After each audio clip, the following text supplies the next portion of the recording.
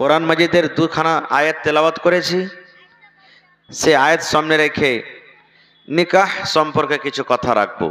আল্লাহর কাছে দোয়া করি রব্বুল আলামিন আমি যা কিছু বলবো যেন সহিহ হাদিস এবং কোরআন থেকে বলতে পারি এবং তার প্রতি ছোট বড় সকলেই আমল করতে পারি, তার জন্য আল্লাহ আমাদেরকে তৌফিক দেন। পড়ুন আল্লাহুম্মা আমিন। ভাই মুসলমান, ইসলাম আমাদের ধর্ম, ইসলাম আমাদের মাযহাব। আর ইসলামে নিকাহ বিবাহ করাটা কোনো মানুষের জন্য সুন্নাত, কোনো মানুষের জন্য ফরজ।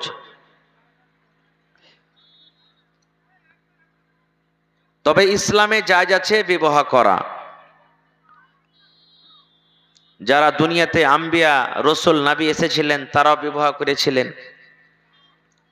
কোন নবী নিজের স্ত্রীকে নিয়ে খুশির সুখের জীবন কেটে গেছেন, আর কোন নবী স্ত্রীকে নিয়ে জীবনে সুখ শান্তি পায়নি। যেমন নূহ আলাইহিস সালাম নাম শুনেছেন, স্ত্রী নিয়ে জীবনে সুখ শান্তি পায়নি। নূহ নবী জীবনে সুখ হয়নি স্ত্রীকে নিয়ে। দুনিয়াতে কিছু মহিলা এমন যে স্বামীকে নিয়ে সুখ পায়নি, যেমন বিবি আসিয়া, ফেরাউনের স্ত্রী। ফেরাউনের স্ত্রী বিবি আসিয়া নিজের স্বামীকে মানেনি। স্বামী মানা বলে স্বামীর সেবা যত্ন দুনিয়াদারিতে যা কিছু করতে করেছে, কিন্তু ফেরাউন দাবি করেছিল যে আমি হলাম রব, আমি হলাম আল্লাহ। এই রব এ আল্লাহ বিবি আসিয়া তার স্বামীকে মানেনি, যার কারণে কত জুলুম অত্যাচার। ভাই মুসলমান, তবে জানোয়ার এবং মানুষের পার্থক্য আছে। জানোয়ারের বিয়ে হয় ভাই, দেখেছেন আপনারা? ছাগল, মুরগা, মুরগি, বতক, বিলাই, কুকুর, এই ধরনের জানোয়ারের কি বিয়ে হয়? শরীয়তে হয়েছে, দিয়েছে? শরীয়তের এগুলার বিয়ে হয়নি। দেখবেন একটা জানোয়ার যে মায়ের পেট থেকে জন্ম নিয়েছে, ওই জানোয়ারটা যখন বড় হবে, ওর ভিতরে যখন জোয়ানি আসবে, এবার দেখবেন ওই জানোয়ার নিজের মায়ের পিছনে দৌড়িয়ে চলে যাবে। দেখেছেন আপনারা? কারণ ওর পরে শরীয়ত নেই, ও শরীয়ত বুঝে না, জানে না, ওর গুনাহ খাতা কিছুই লেখা হবে না। কিন্তু আমি আপনি মানুষ, আমাকে আল্লাহ তাবারাক ওয়া তাআলা আপনাকে শরীয়ত দিয়েছেন, কোরআন দিয়েছেন, নবী দিয়েছেন, আমাকে আপনাকে শরীয়ত মেনে চলতে হবে। বড় হয়েছেন, বিয়ে করতে হবে। কোন ধরনের বেটি ছেলেকে বিয়ে করতে হবে? বেটি ছেলেকে বলবো কোন ধরনের ছেলেকে বিয়ে করতে হবে, কয়টা পর্যন্ত বিয়ে করতে হবে, এই সমস্ত জিনিস শরীয়ত আমাদেরকে দিয়েছেন। শরীয়ত আমাদেরকে দিয়েছেন।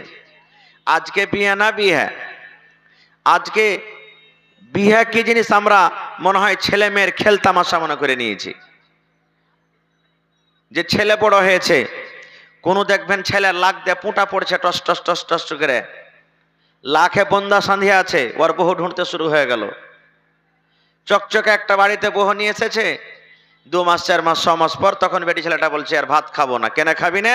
ওর লাখ দিয়ে পুঁটা পড়ছে। এর দায়ী আর জিম্মেদার কে হলো? বাপ। বাপকে প্রথমে জানতে হবে যে আমার বেটা বিয়ে করার মতন হয়েছে না হয়নি। বেটি ছোটতেই আছে, কত ভাই বলে করছে কি করবো রে, ভালো কাজ এসেছে, রিশতা ভালো এসেছে, দিয়ে দিয়ে মাথার ঝামেলাটা শেষ হয়ে যাবে। ছোটতে বিয়ে দিয়ে দিলে, এবার বিয়ে করার পর 2-4 মাস হলো, বেটি ছেলেটা বলছে আব্বাজি ভাত খেতে যাব না। কেন যাবি না?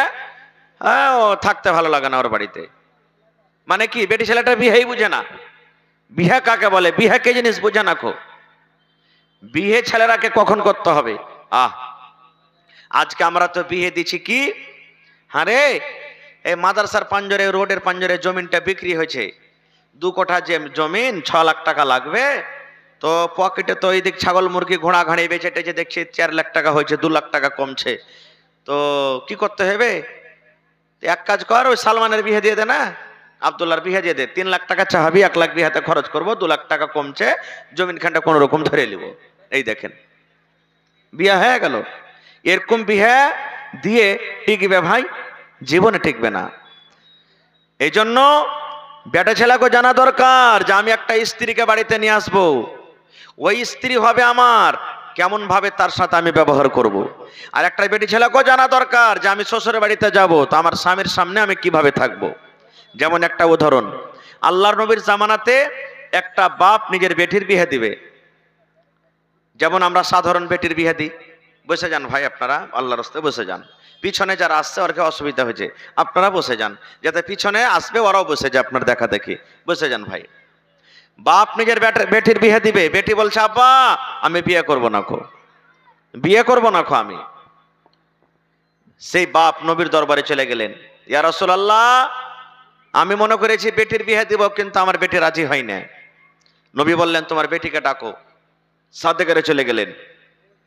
আল্লাহ রাসূল বললেন হারে বাবা, তোমার আব্বা নাকি তোমার বিয়ে দিবে, তো তুমি বলছো যে না করব না, কারণটা কি?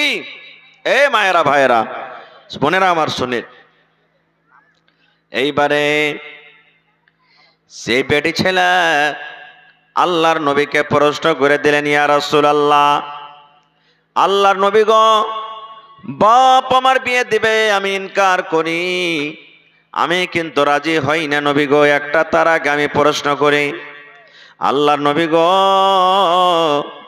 ধরেন আমার বিয়ে হয়ে গেল, আমি শ্বশুরের বাড়িতে চলে গেলাম, শ্বশুরের বাড়িতে যাওয়ার পর যে আমার স্বামী হবে, আমি যার বিবি হব, ওই আমার স্বামীর আমার পরে কতটুকু হক রয়েছে গো নবীজি, আমি এটা জানি না।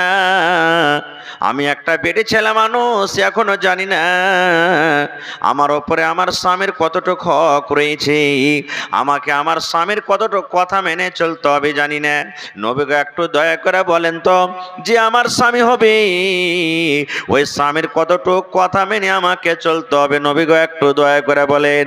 এই আমার মায়েরা খালারা শুনেন, আল্লাহর নবী বললেন মহিলা রে, তোমার স্বামীর ওপরে তোমার অতটুকু হক রয়েছে রে মহিলা, তোমার স্বামীর তোমাকে অতটুকু কথা মেনে চলতে হবে। যদি তোমার স্বামীর শরীরে ফোট হয়ে যায়, ঘা হয়ে যায়, তোমার স্বামীর শরীরে হাতে পায়ে গায়ে ফোট হয়ে যায়, ফোট পেকে গেছে, রক্ত বইছে, খুন চইছে, এই মতো অবস্থায় তোমার স্বামী যদি তোমাকে বলে বিবি রে এই আমার ঘাটা তুমি মুছিয়ে দাও রে বিবি, এই তুমি আমার ফোটটা পেকে গেছে তুমি সাফ করে দাও, কি দিয়ে তোমাকে সাফ করতে হবে?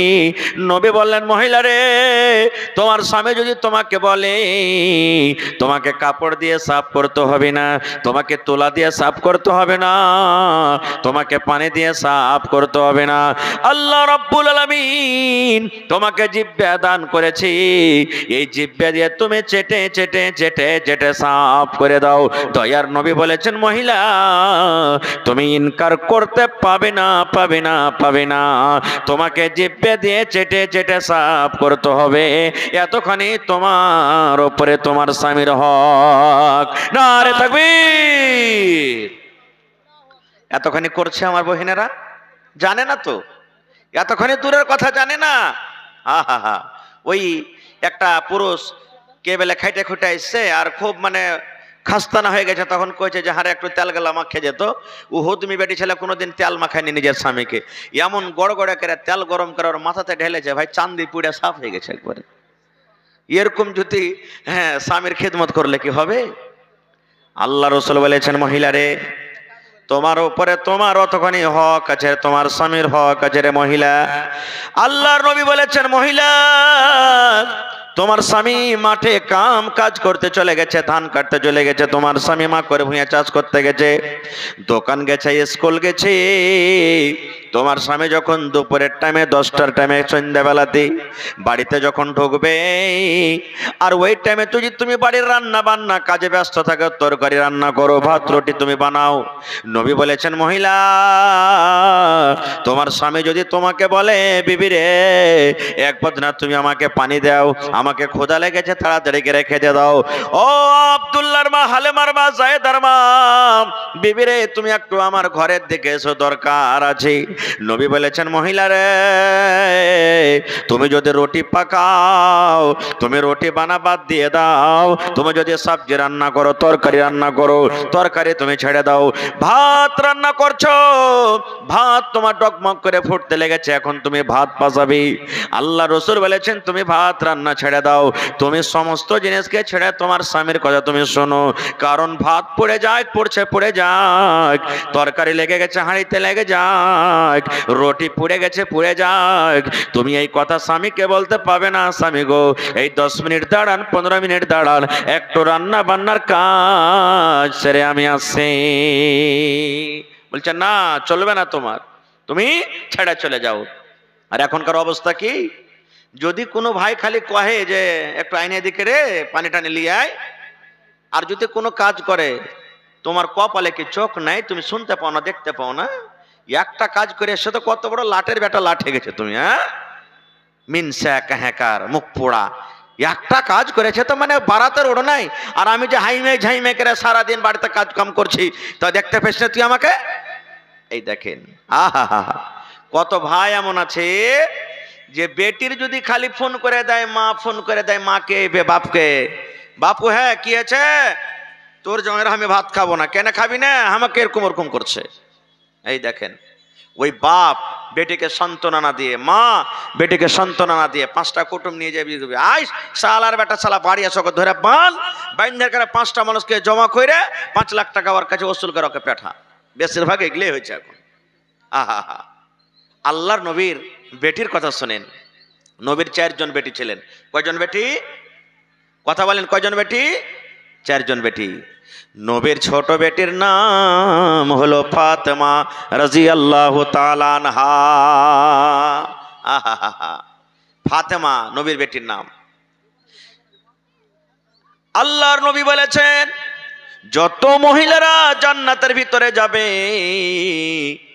সমস্ত মহিলাদের, সমস্ত নারীদের জান্নাতের ভিতরে সরদারনি হবেন আমার বেটি ফাতেমা। আহা, এক তো নবীর বেটি হলেন ফাতেমা, কত বড় কথা। আজ যদি কোনো এমপির বেটা বেটি হয়ে যায়, তার মান শানে থাকা যায় না নাকি? মুখিয়ার বেটা বেটি হয়ে যায়, আমি মুখিয়ার বেটা, মুখিয়ার স্ত্রী মুখিয়ার বেটি, মান সমেত থাকা যায় না। ওরে আল্লাহ, গোটা পৃথিবীর নবীর বেটি ফাতেমা, নবীর বেটি হলেন ফাতেমা। শুধু তা নয়, ওরে সুবহানাল্লাহ, 10 জন সাহাবী নাম নিয়েছেন জান্নাতের ভিতরে যাবে রে, জান্নাতের ভিতরে যাবে, জান্নাতের ভিতরে যাবে। ওই 10 জনের নাম মধ্যে একজন সাহাবীর নাম হলো হযরত আবু তালিব, হযরত আলী রাদিয়াল্লাহু তাআলা আনহু। ওই আলী রাদিয়াল্লাহু তাআলা আনহুর হলেন বিবি। শুধু তা নয়, ওরে আল্লাহ, আমার নবী বলেছেন, যত যুবকেরা জান্নাতের ভিতরে যাবে রে, যত যুবক নওজওয়ান জান্নাতে যাবে, সমস্ত নওজওয়ানের জান্নাতের ভিতরে সরদার হবে আমার নাতি হাসান হোসেন।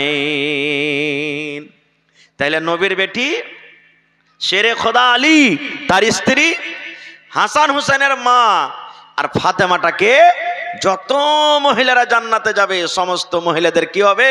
সরদারনি হবে। এই ফাতেমার যখন বিয়ে হইল কার সাথে? হযরত আলী রাদিয়াল্লাহু তাআলা আনহুর সাথে। বাড়িতে আছেন। আহা, এ ভাই খুব দামি কথা দিয়েছি ভাই, বুখারী শরীফের হাদিস। বেটি কাজ কাম করছে, মুখ ফোলাইতে হবে না। নবীর থেকে কি আমরা বড় হইতে পারবো? জোরে বলেন, হইতে পারবো?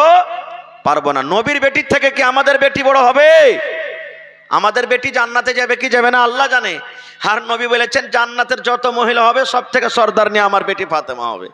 ওরে সময় জান্নাতে যাবি, কিন্তু সমস্ত জান্নাতি বেটি ছেলের সরদার নিয়ে হবে। কত বড় খুশির কথা।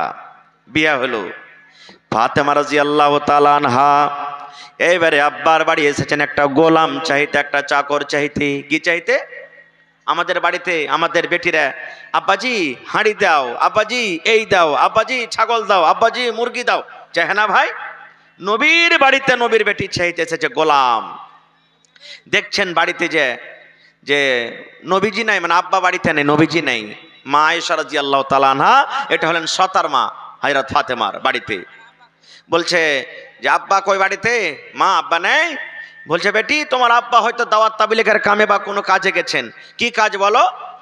বলছে না, আব্বা আসলে ভালো হইতো, বলবো না। বাড়িতে থাকলেন না। আর দেখেন স্বামীর বাড়ি কতটুকু পিয়ারা আদরের বাড়ি। যে বাপ নাই বাড়িতে আব্বা নাই, তো থামো 1-2 ঘন্টা থেকে যায় না, তাড়াতাড়ি করে আবার স্বামীর বাড়ি চলে গেলেন। কে জানি আমার স্বামী হয়তো আমার সাথে কোনো দরকার আছে, কিংবা আমার স্বামীর আমার প্রয়োজন হবে, কিংবা আমার স্বামীর কোনো কাজ কাম বাড়িতে লাগলে আমি থাকবো না বাপের বাড়িতে। তখনই চলে গেলেন, নবীর সাথে দেখা হলো না, চলে গেলেন বাড়িতে। সন্ধ্যাবেলাতে নবীজি এলেন, আসা পর বন্দরে এইবারে আয়েশা বলেন, আল্লাহর নবী গো, আপনার আদরের মেয়ে কলেজার টুকরা ফাতেমা কি কামে আপনার সাথে দেখা করতে এসেছিল? আমি জিজ্ঞাসা করলাম, বেটিরে কি কাম আছে বলো, তোমার আব্বাকে আমি বলে দিব। কিন্তু আমাকে জানায়নি নবী গো, আমাকে জানায়নি আপনার ফাতেমা আপনার সাথে দেখা করতে এসেছিল। ওরে আল্লাহ নবী বেটিকে কত ভালোবাসতেন, সুবহানাল্লাহ। আমার ফাতেমা আমার সাথে দেখা করতে এসেছিল। নবীজি বাড়িতে না রোকে তাড়াতাড়ি করে নবীজি চলে গেলেন বেটির বাড়ি। আমার বেটি আমার সাথে দেখা করতে এসেছিল। আহারে আমার বেটির কি দরকার রয়েছে, আমার বেটির কি প্রয়োজন রয়েছে। ওরে আল্লাহ, নবীজি 1 সেকেন্ড বাড়িতে না দাঁড়িয়ে এবারে কিন্তু আমার বেটির বাড়িতে চলে গেলেন। এমন টাইমে বাড়িতে ঢুকলেন, মা ফাতেমা বলেন, আমি আমার স্বামী আমরা বিছানে কিন্তু আমরা শুয়ে গেছি, ঘুমাইনি কিন্তু বিছানে শুয়ে গেছি। আমার আব্বাজান মানে নবীজি এলেন, ফাতেমা বাড়িতে আছো বেটি? জি আছি। জামাই বাবু কই? না তো শুইতে গেছে। আল্লাহ রসুল বললেন, বেটি রে, তোমরা যেমন ভাবে শুয়ে আছো রে মা, তোমরা অমনি ভাবে তোমরা বিছানে শুতে থাকো। ও ফাতেমা আলী, তোমরা বিছানে শুয়ে থাকো, তোমরা উঠে যেও না। নবীজি ঘরের ভিতরে চলে গেলেন।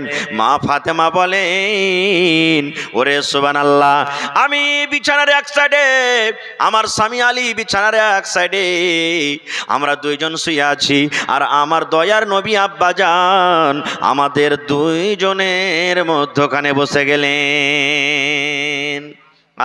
এই জামানাতে যদি খালি শ্বশুরের সাথে জামাই বসে খায়, শ্বশুর করা গাইবে আর জামাই করে গাইবে, এই শালারকে হুঁশ নাইবে, বুদ্ধি কখন হইবে শ্বশুরের সাথে বসে বসে খাইছে। এখনকার তো আল্লাহর রহমতে সব হায়া শরম হইতে গেছে, কারণ জামাই শ্বশুরের কাছ থেকে বিড়ি চেয়ে খাইছে, আর শ্বশুরও জামাইয়ের কাছ থেকে বিড়ি চেয়ে খাইছে। হ্যাঁ, খাই না ভাই, দেখবেন খাইনি, খাওয়ার মন হবে তখন কবে, বাবজি ব্রেন টনিক নাই, মানে খাইনি ব্রেন টনিক, ওইটা হলো দিয়ে দিলে ওকে। জামাইয়ের খাওয়া হবে, আব্বাজি কি হয়েছে রে বাবজি, একটা বিড়ি টিড়ি গেলা দেওয়া না থাকে তো শুরু করে দিলে। এখন হায়া শরম শেষ হয়ে গেছে সব। এক জামানা ছিল যে মানে খাওয়া দূরের কথা, খাওয়া দূরের কথা, এই যে বসে আছেন যারা বুড়া পুরানা মানুষ, জিজ্ঞাসা করেন শ্বশুরের সাথে ভালো করে গল্প ঘন্টা পর্যন্ত করছিল না, এরকম জামানা গেছে। খায়ের যা হোক, এবার নবীজি বলছেন, ফাতেমা আমার সাথে তুমি দেখা করতে গেছিলে রে মা?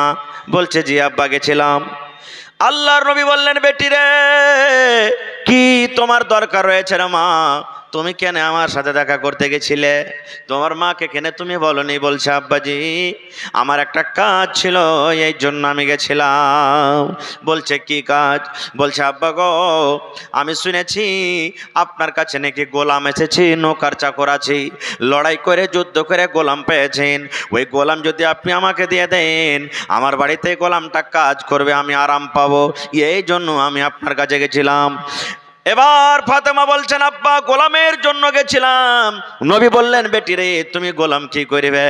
এইবারে ফাতেমা নিজের হাতখানা এরকম ভাবে দেখায়, আব্বা গো, আপনার নয়নের তারা কলেজার টুকরা, যাকে আপনি মা মা মা মা বলে ডাকেন, এই দেখেন আপনার কলেজার টুকরা ফাতেমার হাত দোকান আপনি দেখলেন। ওরে আল্লাহ, দয়ার নবী দেখছেন আমার বেটি ফাতেমার হাতে ফোঁচা পড়ে গেছে। ওরে আল্লাহ, হাতটা লোহলাহান হয়ে আছে, এই যে হাতের ফোঁচা পড়ে গেছে, ফোঁচা গলে গেছে। আল্লাহ রসুল বললেন, বেটি রে, তোমার হাতে কিসের ফোঁচা রে মা? তোমার চামড়া গলা জড়ো জড়ো হয়েছে, হাতে ফোঁচা এসে গেছে, কারণটা কি? বলছেন, আব্বা গো, আপনার জামাইয়ের বাড়িতে কাম করে করে ইন্দারা থেকে পানি তুলে তুলে, জাঁতা চালিয়ে চালিয়ে, চাক্কি চালিয়ে চালিয়ে এই আমার হাতে ফোঁচা পড়ে গেছে। আহা, নবীর বেটি ফাতেমা দেখেন স্বামীর বাড়িতে জাঁতা ঘুরিয়ে ঘুরিয়ে ইন্দারা থেকে পানি তুলে তুলে হাতে ফোঁচা পড়ে গেছে। এই জামানার মানুষ যদি আমরা হইতাম তো কি হইতাম, কি বলতাম যে বেটি রে, সবর না দিয়ে তাকে ধৈর্যর কথা না বলে যে কোন রকম থাক, স্বামীর বাড়িতে আছে, কষ্ট হবে, আল্লাহ একদিন সুখ দেবে, এরকম না বলে উল্টা পাল্টা করে আমরা কত রকম নিজের জামাইকে গালি দেব। নবীজি জামাইকে আর গালি দিলেন না। কেন তুমি আমার বেটিকে কাম করাও, কেন তুমি আমার বেটিকে কাজ করাও? আল্লাহর নবী জামাইকে বললেন না, বেটিকে বলছেন, বেটি রে, তুমি আমার কাছে একটা গোলাম চেয়েছো রে মা, তোমার বাড়িতে কাম কাজ করার জন্য, তোমার বাড়িতে কাজ করার জন্য তুমি একটা দাসী চেয়েছো। মারে, এই গোলাম থেকে তোমাকে যদি আমি একটা ভালো জিনিস দিই রে মা, তবে বলো এই গোলাম নেবে কি ভালো জিনিসটা নেবে? ফাতেমা, গোলাম চেয়েছো, ওর থেকে তোমাকে দামি জিনিস দেবো, লিবে কি? কোন বেটি চাইবে না? আপনার বেটি যদি আপনাকে বলে আব্বা একটা ছাগল দাও, আর আপনি বলেন বেটি তোকে একটা গরু দিব, তো বেটি কোনটা নিবে? জি, কোনটা নিবে ভাই? ছাগল নিবে না গরু নিবে? গরু নিবে। তো নবীজি বলছেন যে বেটি তুই গোলাম চেয়েছিস, আর তোকে এর থেকে ভালো জিনিস দেবো, কোনটা নিবি? বলছে আব্বা যেটা ভালো সেটা নেবো। এইবারে নবী বললেন, বেটি রে, যখন তুমি এশারের নামাজের পর সারাদিন কাম কাজ করার পর এশারের নামাজ পড়ে যখন তুই বিছানায় ঘুমাইতে যাবি রে মা, বালিশে মাথা রাখার আগে, বালিশে মাথা রাখার আগে, এই তোমার চোখ দুটা বন্ধ হওয়ার আগে আগে তোমাকে একটা আমি মন্ত্র দিয়ে দিয়েছি, দামি দোয়া। কি দোয়া? 33 বার সুবহানাল্লাহ সুবহানাল্লাহ সুবহানাল্লাহ 33 বার, আলহামদুলিল্লাহ আলহামদুলিল্লাহ 33 বার, আর আল্লাহু আকবার আল্লাহু আকবার আল্লাহু আকবার 34 বার। এই তিনটা তোমাকে আমি দোয়া দিয়ে গেলাম রে মা, তিনটা মিলিয়ে 100 বার তোমাকে পড়িতে হবে। 33 বার সুবহানাল্লাহ, 33 বার আলহামদুলিল্লাহ, আর 34 বার আল্লাহু আকবার পড়িতে হবে। এই তিনটা যদি কাজ করো রে মা, আর তুমি যদি এই পড়ে শুতে যাও, আল্লাহ রাব্বুল আলামিনের নিকটে একটা গোলাম থেকে বেশি ভালো। নারে তাকবীর! একটা গোলাম থেকে বেশি ভালো। দেখবেন, আজ থেকে বাড়িতে যাবেন, খুব খাস্তানা হয়েছে কোদল চালিয়ে, মায়েরা খালারা বাড়িতে স্বামীর কাজ কাম করে খুব খাস্তানা হয়েছে, বাড়িতে যখন দেখবেন পড়িতে পড়িতে পড়িতে পড়িতে পড়ে দেখবেন আপনার একবারে চোখ লটকে ঘুম চলে আসবে, আপনার আল্লাহ রাব্বুল আলামিনের দয়া হবে আপনার পরে। দেখেন, নবীর বেটি ফাতেমাও বাড়িতে কাজ কাম করেছে, তা আমার আপনার বেটি কি কাজ করবে না? যারা বলেন কাজ করতে হবে না, হবে না? সংসারে কাজ করতে হবে, স্বামীর বাড়িতে কাজ করতে হবে। আর একটু আগে চলেন, হাজি মাওলানা, বিয়ে কে করবে? কোন ধরনের বেটি ছেলেকে বিয়ে করতে হবে? মেলায় কথা আছে, কয়টা পর্যন্ত বিয়ে করতে হবে? এই যে আমাদের সমাজে বলছে, যারা জানে না মেলায় লোক, আবে 7টা বিয়ে করনাবে, মুলবিরকে মুখে শুনেছি 7টা তুই বিয়ে করতে পারিস, এটা ভুল কথা। কোন মুলবি বলেছে 7টা বিয়ে করতে হবে? আল্লাহ তাআলা কোরআনে বলছেন তুমি একটা বিয়ে করো, যাকে পছন্দ হয়েছে একটা, দুটা, তিনটা, 4টা পর্যন্ত বিয়ে করতে পাবে। এবারে যদি 4টা থেকে বেশি করতে পাবে না, মানে বেশি যদি করো, তাহলে একটাকে তোমাকে তালাক করতে হবে। 100টা বিয়ে করেন মানা নাই, কিন্তু একসাথে স্ত্রী করে 4টে রাখতে পারবেন আপনি, 4টার বেশি নেই। 5টা হইতে গেলে একটাকে তালাক করতে হবে আপনাকে, 4টা। কিন্তু আল্লাহ বলছেন যদি 4টা তুমি বিয়ে করেছো, 2টা করেছো, আর বিয়ে করার পর তুমি ইনসাফ বরাবর করে করতে পারো না, বেশিরভাগই মানুষ দেখবেন বিয়ে করে ওই ছোটটার দিকে দৌড়াইবে, বড়টাকে আর দেখবে না কো, মানে ও হয়ে গেল রিটার মাল, এই ভাঙড়ি মাল, আর দরকার নাই, এগুলা আর চাহি না, ওকে বাদ দিয়ে দিবে। যে ওর সংসারে সুখ দিলে, যে ওর বাড়িকে আবাদ করলে, সারা জীবন ওকে সুখ দিলে, এখন আর লয়, ও রিটায়ার হয়ে গেল, এখন যে ছোটকিকে নিয়ে ই আয়স মজা করবে। আল্লাহ রাসূল বলেছেন, উম্মত রে, তুমি যদি পারো 2টা বিয়ে করো, 3টা বিয়ে করো, 4টা করো, মানা নাই। কিন্তু উম্মত শুনে নাও, যদি তুমি 2টা 3টা স্ত্রী করেছো, আর একটা স্ত্রীকে বেশি ভালোবাসো, আর অন্য স্ত্রীটাকে তুমি কম ভালোবাসো, একটাকে ভালো ভালো কাপড় দাও, আর একটাকে তুমি ভালো মতন কাপড় দাও না, একটার কাছে তুমি রাতটা কাটাও, একটার কাছে তুমি রাত কাটাও না, একটার সাথে হাসির কথা কম, অন্যটাকে তুমি টাইম দাও না। আল্লাহ রসুল বলেছেন এক চোখে তুমি সুরমা দাও, এক চোখে তুমি কাজল দাও। দয়ার রসুল বলেছেন উম্মত কিয়ামতের দিন ওই পুরুষটা আল্লাহর সামনে একদিকে ঘাড়খানা কাত করে যাবে, এরকম ভাবে ঘাড় কাত হয়ে যাবে। দুনিয়ার মানুষ তাকে দেখবে আর বলবে দেখো রে, এই লোকটার দুনিয়াতে দুটা তিনটা স্ত্রী ছিল, একটা স্ত্রীকে ভালোবেসেছে আর অন্য স্ত্রীকে ভালোবাসেনি, যার কারণে আর ঘাড়খানা টেढ़ा হয়ে গেছে। रास्ते की देखभाल के लिए जिन हजरात जिम्मेदारी लिए हैं वो रास्ते की सही से देखभाल करें। आप लड़कियां इधर उधर घूम रही है, आप उनको बाहर घूमने का मौका ना दें। आप जरा सा चारों तरफ चौकन्ना रहे।